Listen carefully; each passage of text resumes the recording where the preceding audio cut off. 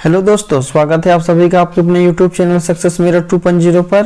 तो दोस्तों, आज हम पढ़ने वाले हैं एएलपी में आने वाले 20 महत्वपूर्ण साइंस से संबंधित प्रश्न और इनसे रिलेटेड फैक्ट के बारे में भी। तो बिल्कुल भी स्किप ना करें और लास्ट तक बने रहें। और अगर आप हमारे चैनल पर नए हो तो सब्सक्राइब कर बेल आइकन को दबा लें। और लास्ट में मैं आपसे क्वेश्चन भी पूछूंगा जिसका आंसर आपको कमेंट बॉक्स में बतानी है। साथ ही आप हमारे टॉप 20 क्वेश्चन में कितना अटेम्प्ट कर पाते हो वो कमेंट बॉक्स में जरूर लिखेंगे। तो चलिए स्टार्ट करते हैं। हमारा पहला सवाल है, श्रव्य परिसर में ध्वनि तरंगों की आवृत्ति क्या होती है? तो इसका सही उत्तर क्या हो जाएगा? ऑप्शन नंबर डी, 20 हर्ट्ज से 20,000 हर्ट्ज के बीच की ध्वनि को श्रव्य ध्वनि कहा जाता है, जिसे मनुष्य सुन सकता है। दोस्तों, हमारा अगला सवाल है, ध्वनि तरंगे किसके कारण प्रतिध्वनि उत्पन्न करते हैं? और दोस्तों, किसी भी प्रश्न का उत्तर अगर आपको पहले से मालूम हो तो कमेंट बॉक्स में जरूर लिखेंगे। तो इसका सही उत्तर क्या हो जाएगा? ऑप्शन नंबर ए, परावर्तन। ध्वनि तरंगे परावर्तन के कारण प्रतिध्वनि उत्पन्न करते हैं।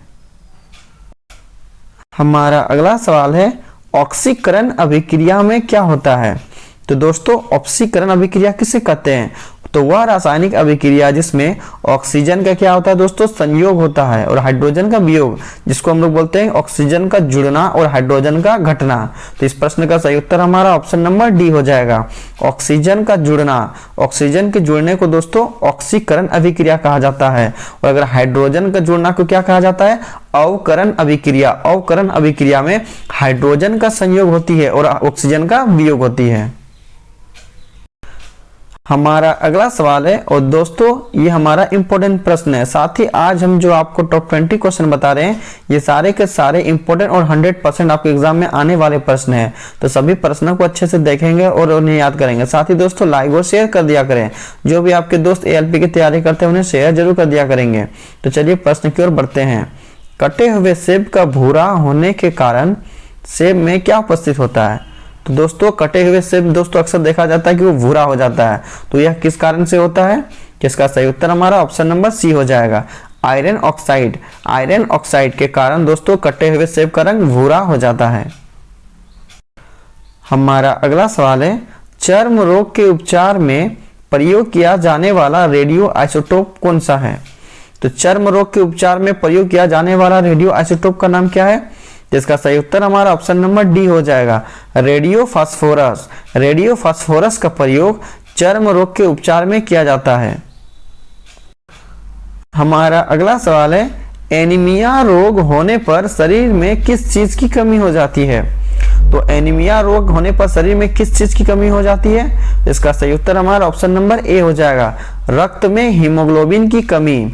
रक्त में हीमोग्लोबिन की अगर कमी होती है तो आप एनीमिया रोग से ग्रसित हो सकते हैं। हमारा अगला सवाल है, रक्त प्लाज्मा में जल की लगभग मात्रा कितनी होती है? तो रक्त में जो प्लाज्मा होती है उसमें जल की मात्रा कितनी होती है? जिसका सही उत्तर हमारा ऑप्शन नंबर सी हो जाएगा, 90%। 90% रक्त के प्लाज्मा में जल होती है। और दोस्तों, रक्त में प्लाज्मा का प्रतिशत कितना होता है ये भी आपको पता होनी चाहिए। तो रक्त में प्लाज्मा हमारा दोस्तों 55 से 60% का पाया जाता है। हमारा अगला सवाल है, द्विलिंगी पुष्प निम्नलिखित में से कौन सा है? तो इसका सही उत्तर हमारा ऑप्शन नंबर बी हो जाएगा, सरसों। सरसों द्विलिंगी पुष्प का उदाहरण है। सरसों हो गया, गेंदा हो गया, गुड़हल, ये हमारा द्विलिंगी पुष्प के अंतर्गत आते हैं। जबकि ककड़ी एक लिंगी है, मक्का एक लिंगी है और पपीता एक लिंगी है। हमारा अगला सवाल है, कायिक जनन पाया जाता है किसमें? तो कायिक जनन किसमें पाया जाता है? जिसका सही उत्तर हमारा ऑप्शन नंबर सी हो जाएगा, आलू। आलू में कायिक जनन पाया जाता है। हमारा अगला सवाल है, और दोस्तों ये प्रीवियस एग्जाम में पूछा गया सवाल है दोस्तों, ये बहुत इंपॉर्टेंट सवाल है जिसका सही उत्तर आप हमें कमेंट बॉक्स में जरूर लिखेंगे। किसी क्षण चुंबक के अंदर चुंबकीय क्षेत्र रेखाओं की दिशा क्या होती है? तो क्षण चुंबक के अंदर चुंबकीय क्षेत्र की रेखाओं की दिशा क्या होती है? तो इसका सही उत्तर हमारा ऑप्शन नंबर बी हो जाएगा, दक्षिण ध्रुव से उत्तर ध्रुव की ओर। क्षण चुंबक के अंदर दोस्तों चुंबकीय क्षेत्र रेखाओं की दिशा होती है दक्षिणी ध्रुव से उत्तर ध्रुव की ओर। हमारा अगला सवाल है, कोशिका का सिद्धांत का प्रतिपादन किसने किया था? तो कोशिका का सिद्धांत का प्रतिपादन हमारा ऑप्शन नंबर बी इसका सही उत्तर हो जाएगा, स्लाइडेन एवं स्वान ने। कोशिका सिद्धांत का प्रतिपादन स्लाइडेन एंड स्वान ने किया था। हमारा अगला सवाल है, अमोनिया गैस बनाने की हेबर विधि में किस उत्प्रेरक का प्रयोग किया जाता है? तो इसका सही उत्तर क्या हो जाएगा, ऑप्शन नंबर डी, लोह चूर्ण। अमोनिया गैस बनाने की हेबर विधि में उत्प्रेरक के रूप में लोहे के चूर्ण का प्रयोग किया जाता है। हमारा अगला सवाल है, हरी मेहंदी में निम्न में से कौन सा पदार्थ पाया जाता है जिसके कारण वह लाल हो जाता है? और ये बहुत ही इंपॉर्टेंट सवाल है, तो इसका सही उत्तर क्या हो जाएगा, ऑप्शन नंबर ए, लासोन। लासोन दोस्तों हरी मेहंदी में पाया जाता है जिसके कारण वह लाल हो जाती है। हमारा अगला सवाल है, सोडियम हाइड्रोक्साइड और हाइड्रोक्लोरिक अम्ल की अभिक्रिया से सोडियम क्लोराइड और जल बनते हैं, यह कौन सी अभिक्रिया है? तो दोस्तों सोडियम हाइड्रोक्साइड एक क्षारीय है और हाइड्रोक्लोरिक अम्ल एक अम्लीय है। तो जब कोई अम्ल किसी क्षार से अभिक्रिया करती है तो दोस्तों उसे हम लोग उदासीनीकरण अभिक्रिया करते हैं, जिसमें लवण और जल का निर्माण होता है। इसलिए इस प्रश्न का सही उत्तर हमारा ऑप्शन नंबर ए हो जाएगा, उदासीनीकरण अभिक्रिया। हमारा अगला सवाल है, निम्न में से कौन सी अभिक्रियाओं के युग्म हमेशा साथ साथ होते हैं? और ये प्रीवियस ईयर में पूछा गया सवाल है दोस्तों, बहुत ही इंपॉर्टेंट सवाल है। तो इसका सही उत्तर क्या हो जाएगा, ऑप्शन नंबर सी, उदासीनीकरण और विस्थापन की अभिक्रिया हमेशा दोस्तों साथ साथ होते हैं। जैसे मान लीजिए हमारा ये है NaOH, ये हमारा एक क्षार है दोस्तों, और जिसको अभिक्रिया हम लोग अम्ल से करते हैं HCl। तो दोस्तों यहाँ पर क्या होता है हमारा NaCl, ये क्या करता है दोस्तों, हाइड्रोजन को विस्थापित कर देता है। NaCl प्लस क्या बनता है दोस्तों हमारा H2O। इसका मतलब है कि हमारा यहाँ पर दोस्तों NaCl यानी हाइड्रोजन को जब विस्थापित कर रहा है तो हमारा ये क्या हो रहा है दोस्तों, विस्थापन अभिक्रिया बन रहा है। और यहाँ पर क्षार और अम्ल के बीच अभिक्रिया के फलस्वरूप लवण और जल का निर्माण हो रहा है, यानी ये उदासीनीकरण अभिक्रिया हो रहा है। तो दोस्तों हमारा ये सही उत्तर क्या हो जाएगा, ऑप्शन नंबर सी हो जाएगा कि विस्थापन अभिक्रिया और उदासीनीकरण अभिक्रिया दोस्तों दोनों ही हमेशा साथ साथ होती है। हमारा अगला सवाल है, मधुमेह के रोगियों द्वारा प्रयोग में लाए जाने वाले स्वीटेक्स में कितनी ऊर्जा होती है? तो दोस्तों मधुमेह के रोगी से जो पीड़ित व्यक्ति होते हैं उनके स्वीट में, उनकी मीठा में दोस्तों हमेशा 0 कैलोरी होती है दोस्तों, यानी इसका सही उत्तर हमारा ऑप्शन नंबर सी हो जाएगा। हमारा अगला सवाल है, उत्तल लेंस को कहते हैं, तो दोस्तों उत्तल लेंस को क्या कहते हैं? तो इसका सही उत्तर हमारा ऑप्शन नंबर ए हो जाएगा, अभिसारी लेंस कहते हैं दोस्तों, क्योंकि इसमें दोस्तों जब एक निश्चित प्रकाश जब इससे होकर गुजरती है तो एक निश्चित बिंदु पर जाकर के मिल जाती है, जिसके कारण इसे हम लोग अभिसारी लेंस बोलते हैं। हमारा अगला सवाल है, जब प्रकाश की किरण हवा से कांच में प्रवेश करती है तो मुड़ जाती है। तो दोस्तों इसका सही उत्तर क्या हो जाएगा कि जब प्रकाश की किरण हवा यानी विरल माध्यम से कांच यानी सघन माध्यम में जब प्रवेश करती है तो क्या करती है?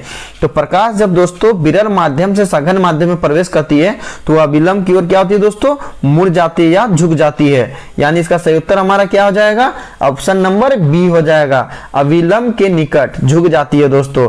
जब प्रकाश हमेशा वायु से अर्थात विरल माध्यम से सघन माध्यम में जाती है तो अविलंब के निकट वो क्या होती है, झुक जाती है। और जब प्रकाश सघन माध्यम से विरल माध्यम में जाती है तो क्या होता है दोस्तों, तेजी के साथ अभिलंब से दूर हट जाती है। हमारा अगला सवाल है, एक स्वस्थ मानव नेत्र के लिए निकट तथा दूर बिंदु क्रमशः होते हैं। तो दोस्तों मानव नेत्र के लिए निकट तथा दूर बिंदु कितने होते हैं? तो इसका सही उत्तर हमारा ऑप्शन नंबर डी हो जाएगा, 25 सेंटीमीटर निकट होती है और अनंत हमारा दूर बिंदु होता है। हमारा अगला सवाल है, और दोस्तों ये आज का हमारा अंतिम प्रश्न है। साथ ही आज हमने जो आपको टॉप 20 क्वेश्चन बताए सारे के सारे इंपोर्टेंट और 100% आपके एग्जाम में आने वाले प्रश्न हैं, तो सभी प्रश्नों को अच्छे से देखेंगे और उन्हें याद करेंगे। साथ ही दोस्तों लाइक और शेयर जरूर कर दिया करेंगे, जो भी आपके दोस्त ALP की तैयारी करते हैं उन्हें शेयर जरूर कर दिया करेंगे। तो चलिए प्रश्न की ओर बढ़ते हैं। हमारा आज का अंतिम प्रश्न है, आवेश विभवांतर भी से प्रवाहित हो तो किया गया कार्य क्या होगा?